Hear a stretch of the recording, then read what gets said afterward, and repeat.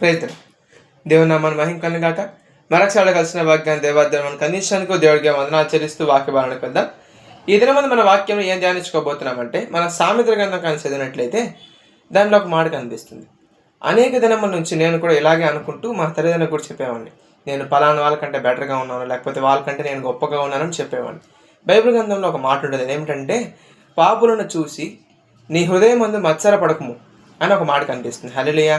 అంటే నేను వాళ్ళకంటే బెటర్గా ఉన్నాను కదా, నాకెందుకు ఇలా జరుగుతుంది, లేకపోతే నేను వాళ్ళకంటే మంచిగా ఉన్నాను కదా, నాకెందుకు వాళ్ళకి జరిగినవన్నీ జరగట్లేదు అంటూ అనే మాట మనం ఎత్తకూడదు అని సామెతల గ్రంథంలో సొలొమోను భక్తి ద్వారా దేవుడు చెప్తున్నారు.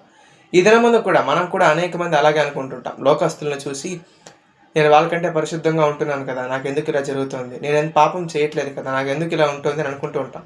మనం ఇలాగని అనుకోకపోతే, నీవు పూర్వంలో ఏ స్థితిలో అయితే ఉన్నావో, నువ్వు పూర్వం ముందు ఎంత గొప్ప స్థితిలో అయితే ఉన్నావో ఆ స్థితిలోకి నువ్వు వెళ్ళగలవు అంటూ కూడా బైబిల్ గ్రంథం సెలవిస్తుంది. కాబట్టి ఇతరులను చూసి పాపము చూసి మస్తర పడుకున్న తయారు చేయబడదాం. ఈ వాక్యం దేవుడు దీవించి ఆశీర్వదించును గాక.